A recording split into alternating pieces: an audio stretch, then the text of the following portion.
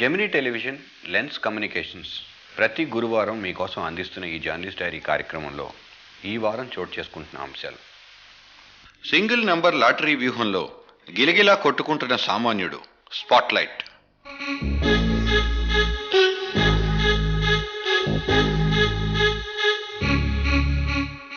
పూట గడవని సామాన్యుడు తన జీవిత చక్రాన్ని తిప్పేందుకు జాతక చక్రాలతో సహా అన్నింటినీ ఆశ్రయిస్తాడేమో. అదృష్టం తన తలుపు ఎప్పుడు తడుతుందోనని అతని ఆశ. తీరా తన తలుపు తట్టిన అదృష్టాన్ని సాదరంగా ఆహ్వానించకపోతే అలిగి వెళ్ళిపోతుందని అతని భయం. ఈ ఆశలు భయాల మధ్య నలిగిపోయే మెజారిటీ ప్రజానీకాన్ని మూఢనమ్మకాలు, అత్యాశలు ఎప్పుడూ మభ్యపెడుతూనే ఉంటాయి. ఈ విషవలయం దాటి సామాన్యులు బయటపడనంతకాలం వాటిని ఆసరాగా చేసుకుని కోట్లకు పడగలెత్తే శక్తులు, వ్యక్తులు ఎప్పుడూ సిద్ధమే. అటువంటి వ్యక్తులకు, శక్తులకు మన వ్యవస్థ చేసిన చట్టాలు, వాటికున్న చిల్లులు కావలసినంత సహాయం అందిస్తూనే ఉంటాయి. ఇదో విచిత్ర ప్రపంచం. ఇక్కడ అరగంటకోసారి నల్లబొడ్డులపై ప్రత్యక్షమయ్యే సంఖ్య లక్షలాది ప్రజల గుండె చప్పుళ్ల వేగాన్ని పెంచేస్తుంది. ఈ ప్రపంచానికి రాజులు, రారాజులు ఎప్పుడూ ఎక్కడా కనబడరు. ఆ మాటకొస్తే ఇది చీకటి సామ్రాజ్యమూ కాదు. చట్టపరంగా సాగే ఈ వ్యాపార సామ్రాజ్యమే సింగిల్ నంబర్ లాటరీ. ఇప్పుడు ఈ సింగిల్ నంబర్ లాటరీ ఆటలో తమ తలరాతల్ని మార్చేసుకుందామని ఈ విషవ్యూహంలోకి అడుగుపెట్టిన వాళ్లలో రిక్షా కార్మికులు, రోజు కూలీలు, హమాలీలు ఇలా ఒక వర్గం కాదు, అందరూ ఉన్నారు.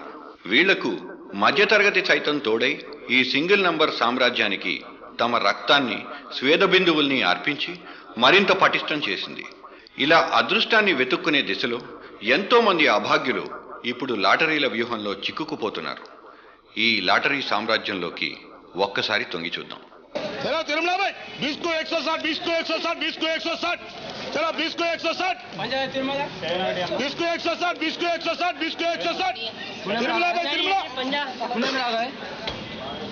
ఇంతటి కోలాహలం ఉన్న సింగిల్ నెంబర్ సామ్రాజ్యంలో ఎంతటి హాలాహలం ఉందో ఒక్కసారి సామాన్యుడు చూస్తే తెలుస్తుంది. ఇది బంద్ చేయాలి, లాటరీలు బంద్ చేస్తేనే మంచిగా. లాటరీలతో చాలా నష్టం వస్తున్నది. పొద్దుగాల 10 గంటల నుంచి సాయంత్రం దాకా పనులు చేస్తలేరు, ఏం చేస్తలేరు. లాటరీల కోసానికే తిరుగుతున్నారు. పనులు చేస్తలేరు, ఏం లేదు. పిల్లలు, భార్య పిల్లలతో చాలా గొడవ అయినా కూడా దీంట్లోనే తిరుగుతున్నారు. ఎవరు చెప్పినట్లు ఇంటలేరు.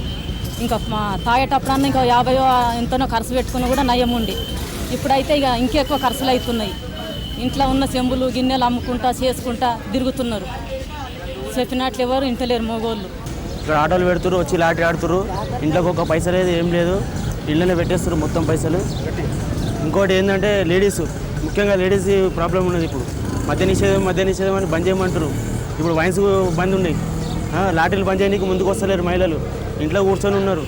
మళ్ళీ మద్య నిషేధం వైన్స్ లోపల ఉంటే ఏం నష్టం ఉన్నది? ఇది లాటరీ నష్టం లేదా? మరి ఎవరు నష్టపోతాం? లాటరీ అందరూ లేబర్స్, మొత్తం ఓన్లీ ఖాళీ లేబర్సే నష్టపోతున్నారు. దీనికి ఓన్లీ లేబర్సే నష్టపోతున్నారు. ఆటో డ్రైవర్స్, కూలీలు వీళ్ళంతా నష్టపోతున్నారు. కావున ఇది బంద్ చేయాలి. అమ్మే వాళ్ళు బాగుపడటంలా, ఇందులో కొన్ని వాళ్ళు బాగుపడటంలా, ఆర్గనైజర్లు బాగుపడుతున్నారు. దీంట్లో ఈ సంస్థలు అంటారు, ఆ సంస్థలకు ఇస్తున్నారో లేదో తెలియదు. సంస్థలు అంటారు, ఈ లాటరీ నడుపుతారు. ఏమి ఈ లాటరీ సమస్య ఎవరికి ఎక్కడుంది, ఏముంది ఎవరికి తెలియదు. ఈ లాటరీ ఎక్కడ డ్రా జరుగుతుంది ఎవరికి తెలియదు. ఎవడెళ్ళి చూడడు. ఇట్లాంటివన్నీ జరుగుతున్నాయి. అర్థమైందండి? ఈ లాటరీ వల్ల పబ్లిక్ బాగుపడడంలా, బంద్ చేస్తేనే మంచిది అనిపిస్తుంది. నా పేరు శ్రీనివాస్ శాస్త్రి. దాదాపుగా 3 ఏళ్ల నుంచి సింగిల్ నెంబర్ లాటరీ టికెట్లు ఆడుతున్నాను, పోతూనే ఉన్నాయి. ఒక్కటి ఈ రోజు దాకా విన్ అయింది లేదు. ఇందులో డబ్బులు వచ్చే అనేది నమ్మకం తక్కువ. ప్రజలంతా పొద్దున్న లేచినప్పటి నుంచి కష్టపడి సంపాదించుకొచ్చిందంతా ఇందులోనే వేస్తున్నారు. మామూలు గవర్నమెంట్ ఎంప్లాయీస్ దగ్గర నుంచి, రిక్షా వాళ్ళ దగ్గర నుంచి, అండ్ అందరూ పేదవాళ్ళు కూడా అంతా వేస్తున్నది ఇందులోనే. ఇందులో ఎవరు బాగుపడ్డ వాళ్ళు లేరు. ఇదేవో సంస్థల గురించి నడిపిస్తామంటారు, మరి ఏ సంస్థ అన్న సంగతి, ఏమిటి అన్న సంగతి ఎవరికి తెలియదు. ఇప్పటిదాకా లాటరీ ఎక్కడ డ్రా అవుతున్నది అన్న సంగతి కూడా తెలియదు. అయితే దీనివల్ల చాలామంది నష్టపోతున్నారు కాదు, తప్పిస్తే బాగుపడ్డ వాళ్ళు ఎవరు అంటూ లేరు. అటు అమ్మేవాళ్ళు బాగుపడలేదు, అటు కొనేవాళ్ళు బాగుపడలేదు. సామాన్యుల గోడు ఇలా ఉంటే అసలు ఈ లాటరీలను నిర్వహించడానికి రాష్ట్ర ప్రభుత్వపు హోంశాఖ అనుమతి పొందిన స్వచ్ఛంద సంస్థలు, ధార్మిక సంస్థలు మాత్రం అధికారుల సమక్షంలోనే ఈ డ్రాలను నిర్వహిస్తారు. నిన్న మొన్నటి వరకు ఆపద్ బంధు పేరుతో అంబులెన్సులను, ఇప్పుడు అత్యాధునిక బ్లడ్ బ్యాంకులను నిర్వహిస్తున్న ఒక స్వచ్ఛంద సంస్థ తమ లాటరీ డ్రాను ఎలా నిర్వహిస్తుందో చూడండి. This is rotation before the draw, final draw.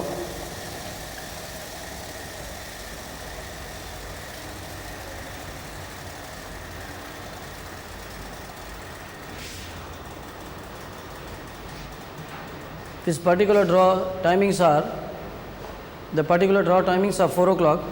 Exactly at 4 o'clock, we will be rotating it fast, and immediately after that they will be writing the numbers. The final number is A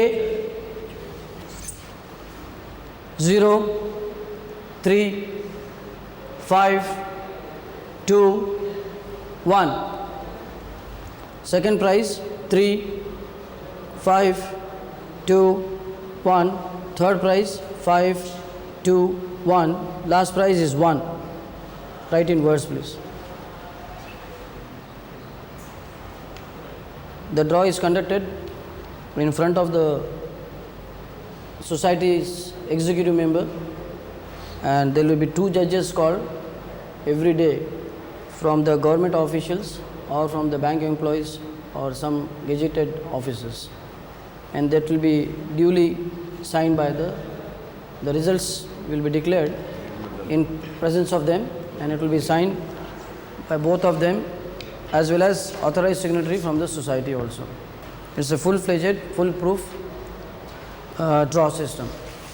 తిరిగి తిరిగి అలసిపోయిన చక్రాలు ఏ నెంబర్లపైనైతే ఆగిపోతాయో అవే ఆఖరి ఫలితాలు. ఇన్ని నెంబర్లు ఉన్నప్పుడు single number అనే మాట ఎందుకు వచ్చింది? First of all, sir, I would like to clarify, which is very important thing, is this is not a single digit lottery. ఆపద్ బంద్ లాటరీ ఆర్గనైజర్లో ఒకరైన అశోక్ ద్వివేది మాటల్లోనే చెప్పాలంటే, తమ టిక్కెట్లో ఉండే నంబర్లో ఉన్న చివరి అంకెకే ఎక్కువ బహుమతులు ఉంటాయి కాబట్టి సామాన్యుల్లో ఇది సింగిల్ నెంబర్ లాటరీగా ప్రాచుర్యంలోకి వచ్చిందంటారు ఆయన. And 5 digits are there in each ticket. The first prize contains is with a series and 5 numbers. So there is no question of this lottery is called a single digit, and the government also has given in their guidelines that this lottery doesn't come under single digit lottery. అయితే print చేసిన టిక్కెట్లు కాకుండా చేత్తో రాసిన చీటీలే టిక్కెట్లుగా చలామణి అవుతున్నాయి. ఈ పరిస్థితిని ప్రభుత్వం చేతలుడికి చూస్తోంది. లక్షలాది రూపాయలు దళారీల జేబుల్లోకి చేరుతున్నాయి.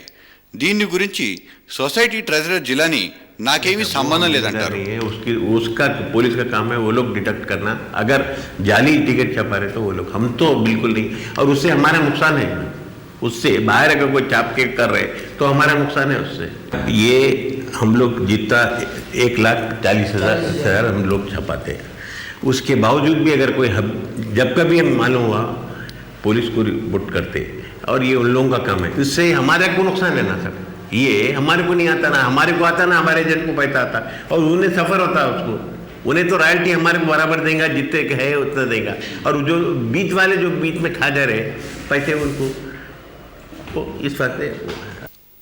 సామాన్య ప్రజల ఆర్థిక స్థితిని చిన్నాభిన్నం చేస్తున్న సింగిల్ నెంబర్ లాటరీలను రద్దు చేయాలని డిమాండ్ చేస్తూ ఆందోళనలు జరుగుతూనే ఉన్నాయి. భారతీయ జనతా యువమోర్చా ఆధ్వర్యంలో ఇటీవల హైదరాబాద్లో ఒక ఆందోళన కూడా జరిగింది. బీజేవైఎం కార్యకర్తలు ఈ సింగిల్ నంబర్ లాటరీల దుకాణాలను బలవంతంగా మూయించి నానా హంగామా సృష్టించారు. దుకాణాల నుంచి తీసుకువచ్చిన లాటరీ టికెట్లను చౌరస్తాలో కుప్పగా పోసి తగలబెట్టారు. లాటరీలను అనుమతించడం ద్వారా మధ్యతరగతి బడుగు వర్గాల ప్రజలకు తీరని ద్రోహం తలపెడుతున్న రాష్ట్ర ప్రభుత్వంపై తాము రాజీలేని పోరాటం సాగించగలమని ఈ సందర్భంగా వాళ్ళు హెచ్చరించారు.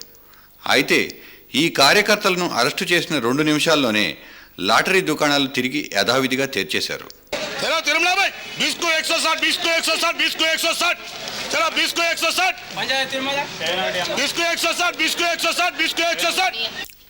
ప్రభుత్వం సుమారు 10 సంస్థలకు లాటరీలను నిర్వహించడానికి అనుమతినిచ్చింది. దాదాపు వీటన్నింటికీ ఒకే డిస్ట్రిబ్యూటర్. ఈ whole and sole lottery tycoon Pratap ఒక ఇంజనీరింగ్ గ్రాడ్యుయేట్. డ్యాములు ఇళ్ళు నిర్మించాల్సిన ఈ సివిల్ ఇంజనీరు ఇప్పుడు ఈ ప్యారలల్ కరెన్సీ అదే లాటరీల్లోకి వచ్చి ఇప్పుడు ఒక మకుటం లేని మహారాజయ్యారు. జర్నలిస్ట్ డైరీతో ఆయన నష్టం అనేది దీంట్లో చాలా తక్కువ ఉంది. ఎందుకంటే దీంట్లో మేము ఎంత డబ్బు అయితే కలెక్ట్ చేస్తామో దాంట్లో 80% మినిమం గ్యారంటీ పబ్లిక్కి పోతుంది. సపోజ్ 100 రూపాయలు టికెట్లు అనుకుంటే 80 రూపీస్ గ్యారంటీ వస్తుంది. దాన్నే వాళ్ళు రీసైకిల్ చేసుకుంటారు. మళ్ళీ అగైన్ ఆ 80 రూపీస్ దే విల్ ఇన్వెస్ట్, మళ్ళీ దాంతో మళ్ళీ టికెట్లు కొంటుంటారు. అది రీసైకిల్ అవుతుంది. More than gambling people play as entertainment అన్న ఎలిమెంట్ ఉంది కాబట్టి దాంతో అట్రాక్ట్ అయ్యి they will be purchasing more. కాకపోతే ఓవరాల్గా లాస్ అయితే అందరు ఎక్స్పెక్ట్ చేసేంత లాస్ అయితే పబ్లిక్ ఉండదు. ఎందుకంటే 80% will be recycle back to the public. ఈ 10 లాటరీల వలన మీరు ఆర్గనైజర్ కదా, ఈ 10 లాటరీల వలన ఎంత టర్న్ ఓవర్ వస్తుందండి రోజుకి? 60 to 70 lakh rupees per day అట్లా ఉంటుంది టర్న్ ఓవర్, మొత్తం అన్నిటి మీద కలిపి. అయితే దీంట్లో ఏంటంటే సెల్లర్ ఏం చేస్తారంటే దీంట్లో 80% గ్యారంటీ ప్రైజ్ మనీ పోను, మిగిలిన అమౌంటే మాకు వస్తుంది. అంటే ఇప్పుడు 70 lakhs టర్న్ ఓవర్ ఉన్నా 56 lakhs rupees prize money minimum guarantee prize money ఉంటుంది. అది అక్రాస్ ది కౌంటర్ అప్పటికప్పుడు అదే టైంలో పబ్లిక్కి పేమెంట్ చేస్తారు. ఓన్లీ మిగిలిన అమౌంట్ మాత్రమే మా చేతి వరకు వస్తుంది. అంటే ఒక 5% మాత్రమే మా క్యాష్ టర్న్ ఓవర్ ఉంటుంది. మీరు ఈ లాటరీల గురించి సామాన్య ప్రజలు ముఖ్యంగా రోజు కూలీలు ఎక్కువ టైం ఈ లాటరీ సెంటర్ దగ్గరే గడుపుతున్నారు అనేటువంటి ఒక అపవాదు కూడా ఉంది కదా, దీని మీద మీరు ఏమంటారు? యాక్చువల్లీ అంటే గ్యాంబ్లింగ్ ఇన్స్టింక్ట్ అనేది జనరలీ చాలామందిలో ఉంటుంది. Even if they don't spend on lotteries they will go for other vices like playing cards. There are many people who play cards in the clubs right from morning to midnight or even up to early morning. Races keltuntaru. Even they go to other cities for playing races like that. But comparatively, lottery can't be treated so badly. సమాజానికి అసలు లాటరీలు అవసరం అని మీ అభిప్రాయం? అవసరం అంటే to a limited extent everybody can play. There is nothing wrong in gambling. కొంచెం విపులంగా చెప్పండి. అంటే లాటరీలు అవసరం అని కాదు, it is a part of entertainment like thing. అంటే గ్యాంబ్లింగ్ అనేది ఇన్స్టింక్ట్ అనేది ప్రజల్లో ఎప్పటి నుండో ఉంది, అది ఇవాళ కొత్తగా వచ్చింది కాదు. కాకపోతే they are many other type of gamblings. The government wants to stop, they have to ban all the vices. They are many other vices, not only lottery. They are card games, they are races, they are many other type of gamblings. సట్టా కానీ మట్కా కానీ ఇంకా లీగల్గా ఉన్నాయి, ఇల్లీగల్గా ఉన్నాయి. If the government is interested in curbing the gambling, they have to curb everything. What is the use in banning or stopping the lotteries? There is no use. The people will go for other legal alternatives. ఈ లెక్కన casino లాంటివి కూడా అలో చేయొచ్చు కదండి? Casinos, sir? Yeah, state government can allow. కాకపోతే to restricted extent some state governments are permitting. And we think even Delhi government and Goa government also recently they have permitted some casinos.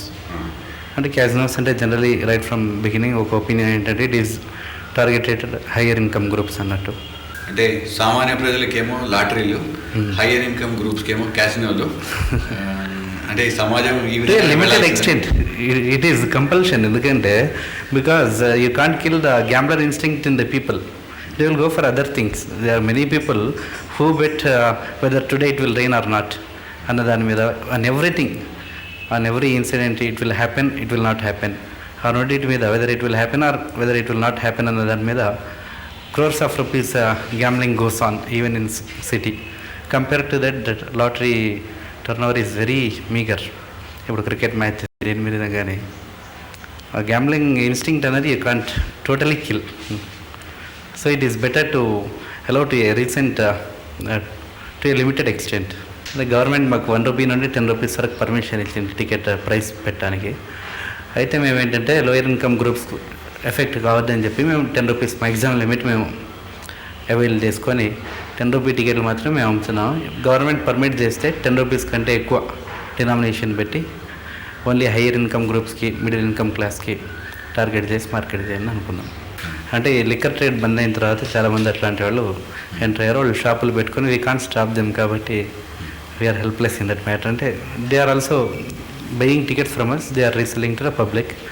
అయితే ఇంతకుముందు చాలా తక్కువ ఉండేవాళ్ళు. ఈ liquor business బంద్ అయిన తర్వాత చాలామంది ఎంటర్ అయ్యి ఈ ప్రాబ్లం వచ్చింది. అంటే లిక్కర్ బిజినెస్ బంద్ అవ్వటం వల్ల లాటరీల వ్యాపారం లాభసాటిగా జరుగుతుందని అంటారా? లాభసాటిగా అని కాదు, పెరిగింది. ఒక 10 to 15% ఇంక్రీజ్ అయింది. అంటే నెంబర్ ఆఫ్ వెండర్స్ ఎక్కువ అయ్యారు.